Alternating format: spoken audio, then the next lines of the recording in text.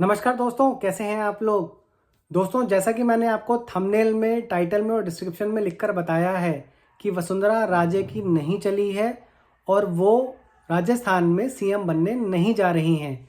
जी हाँ दोस्तों, ये आज की बहुत बड़ी ब्रेकिंग न्यूज़ है कि वसुंधरा राजे जो है वो राजस्थान की सीएम बनने नहीं जा रही हैं। दरअसल दोस्तों, हुआ क्या कि कल जो है वो दिल्ली आई वसुंधरा राजे।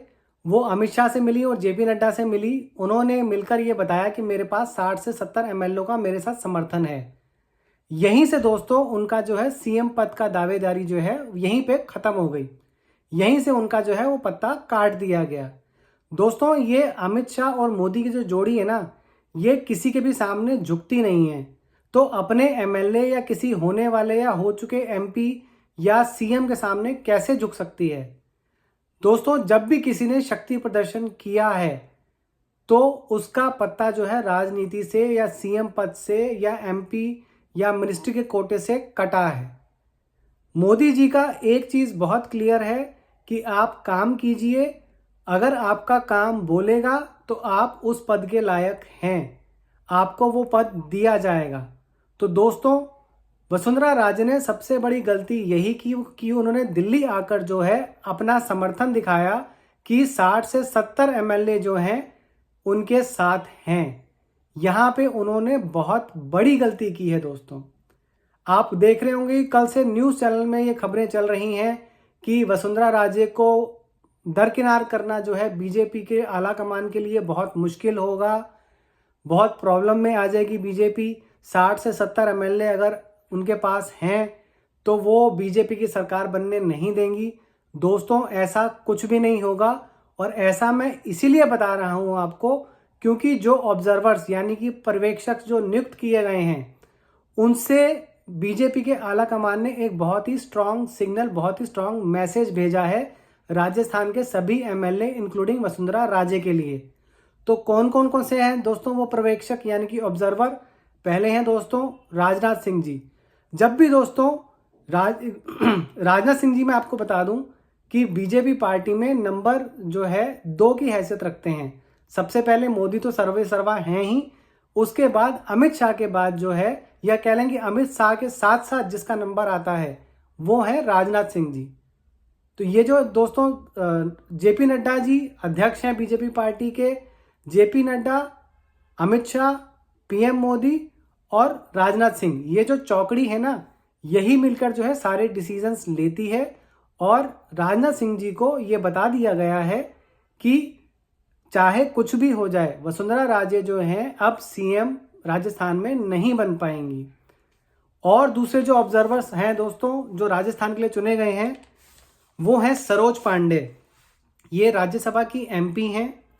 ये भी दोस्तों सोशल अपनी जो है समाज सेवा के लिए काफ़ी जानी जाती हैं। बीजेपी के साथ ही काफ़ी पुराने समय से जुड़ी हुई हैं। सरोज जी जो हैं ये भी एक स्ट्रांग स्टेटमेंट देने के लिए जानी जाती हैं। इसीलिए राजनाथ सिंह जी के साथ इनको सरोज पांडे जी को भेजा गया है। ये सभी एमएलए की जो है जानकारी लेंगी कि उनका नेता कौन है और उसके बाद ये सारी की सारी जानकारी जो है जाके पीएम मोदी और अमित शाह को देंगी। तीसरे जो है दोस्तों वो है विनोद तावड़े। ये भी बीजेपी के बहुत ही शानदार नेता हैं, बहुत ही अच्छे वक्ता हैं और इनकी भी जो कार्यशैली है, इनका संगठन पे भी प्रभाव बहुत है। तो ये वहाँ के जो संगठन के जो जितने भी कार्यकर्ता हैं उनसे राय लेंगे कि किसको जो है आप सीएम का चेहरा बनते हुए देखना चाहते हैं। जब ये तीनों का दोस्तों घालमेल हो जाएगा, तीनों मिल जाएंगे। हालांकि ऊपर से तो ऑलरेडी डिसाइडेड हो चुका है कि किसको सीएम नहीं बनाना है। अब किसको बनाना है, कौन सबसे स्ट्रांग कंटेंडर है, वो बताने से पहले दोस्तों मैं आपको ये बता दूं कि इस जो सीएम की रेस है राजस्थान की, उसमें कितने सारे लोग जो हैं वो रेस में हैं। पहला नाम जैसा कि मैंने आपको बताया, वो पहला नाम है दोस्तों वसुंधरा राजे का, जो कि अब कट चुका है। उसके अलावा दूसरा नाम आता है दोस्तों महंत बालक नाथ का। ये भी दोस्तों काफ़ी स्ट्रांग कंटेंडर हैं।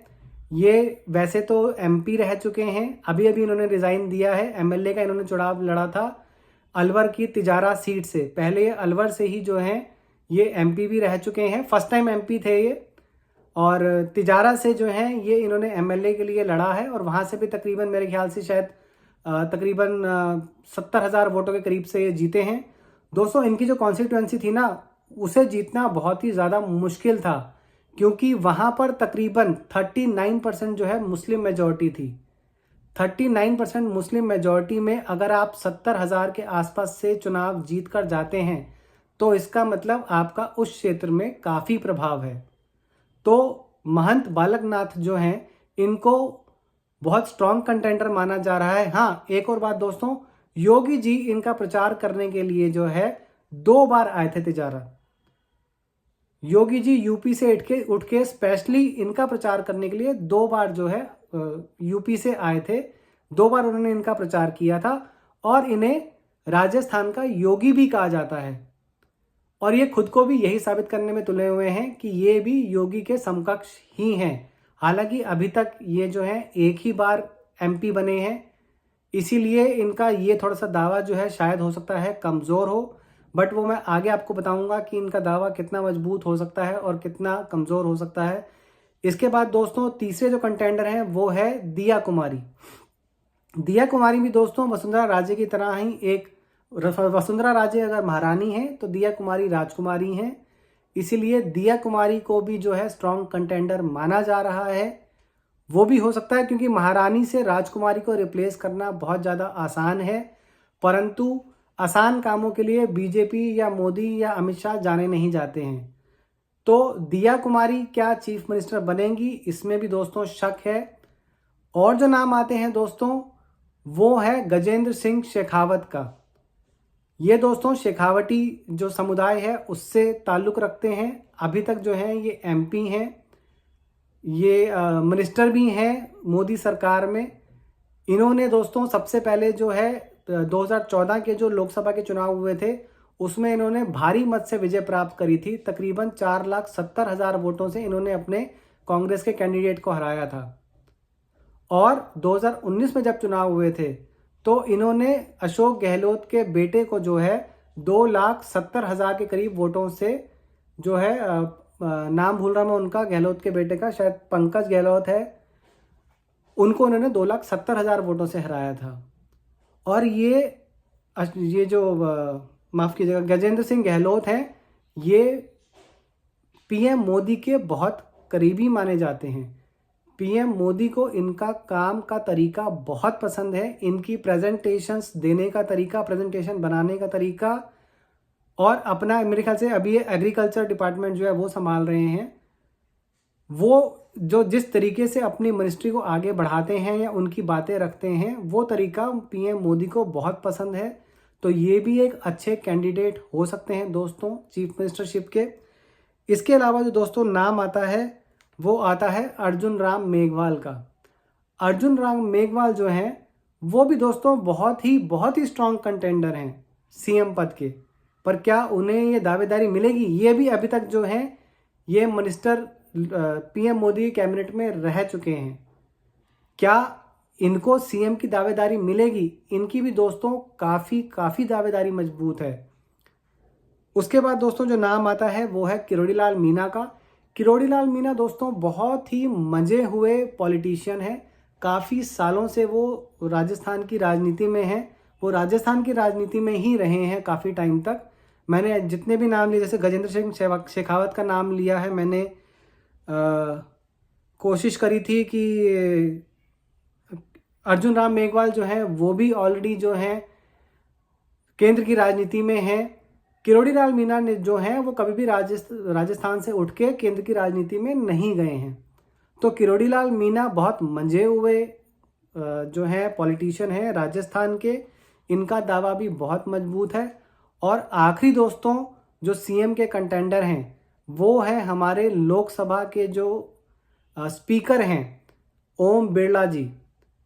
उनकी भी दोस्तों दावेदारी पेश की जा रही है, क्योंकि हो सकता क्या है, मतलब ये मान के चलिए आप कि अगर ओम बिरला को सीएम के पद का दावेदार बनाया जाता है या सीएम बनाया जाता है तो उनके नाम को लेके जो है किसी को भी ज़्यादा ऑब्जेक्शन नहीं होगा, क्योंकि उनकी भी बिल्कुल पाक साफ जो है छवि है। 3 बार 4 बार वो MP रह चुके हैं राजस्थान से, और उन्होंने लोकसभा के अध्यक्ष के तौर पे माफ़ कीजिएगा स्पीकर के तौर पे जो है उन्होंने काफ़ी अच्छा काम किया है लोकसभा में। तो ओम बिरला की भी जो है वो दावेदारी काफ़ी मजबूत मानी जा रही है। अब दोस्तों जहाँ तक मैं बात करूँ कि PM मोदी जो है और अमित शाह किसको डिसाइड कर चुके हैं, PM मोदी, अमित शाह, JP नड्डा और राजनाथ सिंह को वहाँ पे जो भेजा गया है वो क्यों भेजा गया है? वो भेजा गया है राजनाथ सिंह को जो वसुंधरा राजे अपना वो CM पद के लिए वहाँ पे खड़ी हुई हैं और जो कह रही हैं कि 60 से 70 उम्मीदवार MLA जो हैं वो उनके साथ हैं। उन सबको जो तिकड़ी चौकड़ी है बीजेपी की, उनका डिसीजन सुनाने के लिए राजनाथ सिंह जी को वहाँ पे भेजा गया है। अगर राजनाथ सिंह जी वहाँ पर खड़े होकर बोलेंगे तो सबकी एक ही स्टेटमेंट होगी कि जो बीजेपी की संसदीय समिति या आला कमान डिसाइड करेगा वही हम लोग डिसीजन मानेंगे कि वही CM होगा। वसुंधरा राजे को भी झक मार के जो है वो उन्हीं को ही CM मानना पड़ेगा। तो दोस्तों अब मैं आपको बताने जा रहा हूं कि राजस्थान का अगला CM कौन होगा। दोस्तों राजस्थान का अगला CM होंगे गजेंद्र सिंह,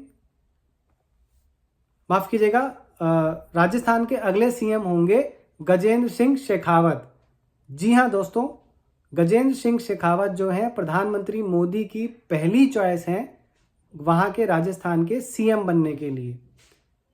उनकी दावेदारी इसीलिए मजबूत है दोस्तों कि एक तो वो शेखावटी जो है समुदाय से आते हैं और वहाँ पे शेखावत जो हैं वो बीजेपी के शुरू से ही वोटर्स रहे हैं। और जैसे कि मैंने आपको पहले ही बताया वीडियो में कि शेखावत जी का जो काम है वो PM मोदी को बहुत ज़्यादा पसंद है। उनकी प्रेजेंटेशन हो, उनका अपनी मिनिस्ट्री को लेके दावा करना हो, फंड्स की रिक्वायरमेंट बतानी हो, उन सबके उनके काम से पूरी तरीके से PM मोदी जो है संतुष्ट हैं। इसीलिए उनका ऐसा मानना है कि राजस्थान में अगर गजेंद्र सिंह शेखावत चीफ मिनिस्टर बनते हैं तो वो राजस्थान को आगे लेकर जा सकते हैं। अब दोस्तों इसके साथ ही वहाँ पे 2 डिप्टी CM भी बनेंगे। जी हाँ दोस्तों, वहाँ पे जो 2 डिप्टी CM बनेंगे उसमें पहला नाम होगा दिया कुमारी का। महारानी से राजकुमारी को रिप्लेस करना भी दोस्तों बहुत ज़रूरी है। आप लोगों को याद होगा सबसे बड़ा जो नेगेटिव पॉइंट जो इस वक्त जा रहा है अपनी वसुंधरा राजे के लिए, एक तो वो जब अपना लेकर पहुंच गई कि मेरे जी 60 से 70 MLA मुझे सपोर्ट कर रहे हैं, तो वो चीज़ PM मोदी और अमित शाह को बिल्कुल पसंद नहीं आई। और दूसरा आप लोगों को याद होगा कि 2018 के जब चुनाव हुए थे राजस्थान विधानसभा के, तो क्या नारा गढ़ा गया था, मोदी तुझसे वैर नहीं, वसुंधरा तेरी खैर नहीं। तो दोस्तों वो रोष कहीं ना कहीं 5 साल के बाद दोबारा से फिर से निकल कर आ सकता है, या हो सकता है स्टार्टिंग से ही वो रोष रहे जनता के अंदर। इसीलिए वसुंधरा राजे किसी भी हालत में जो है चीफ मिनिस्टर नहीं बनाई जाएंगी। उनकी जगह दिया कुमारी जो कि वहाँ की राजकुमारी कहलाई जाती हैं, उनको डिप्टी CM बनाया जाएगा और उनके साथ दूसरे डिप्टी CM बनाए जाएंगे, वो हैं महंत बालकनाथ। जी हाँ दोस्तों, राजस्थान में 2 डिप्टी CM बनाए जाएंगे, महंत बालकनाथ और दिया कुमारी जी। अब महंत बालकनाथ को भी दोस्तों वो OBC समुदाय से आते हैं और नाथ संप्रदाय को वो रिप्रेजेंट करते हैं क्योंकि वो नाथ समुदाय के जो हैं महंत हैं। तो वहाँ से भी उनके भी जो वोट बैंक जो है उनको भी साधा जाएगा। राजकुमारी का जो वोट बैंक है, महारानी का जो वोट बैंक है वो दिया कुमारी के थ्रू जो है वो साधा जाएगा। और गजेंद्र सिंह शेखावत जो हैं वो अपनी जो उनकी साफ दागदार बिना बेदाग जो छवि है उसकी वजह से वो CM के बहुत ही स्ट्रॉन्ग कंटेंटर हैं और उन्हीं को ही CM बनाया जाएगा। उसके बाद दोस्तों मैं आता हूं इस चीज़ पे कि अगर वसुंधरा राजे जो हैं वो वहाँ पे बगावत करने की कोशिश करती हैं तो क्या होगा। दोस्तों बगावत करना आसान नहीं होगा क्योंकि 115 सीटें जो हैं ऑलरेडी बीजेपी के खाते में हैं और 8 में से 6 इंडिपेंडेंट जो हैं वो भी बीजेपी को सपोर्ट कर चुके हैं।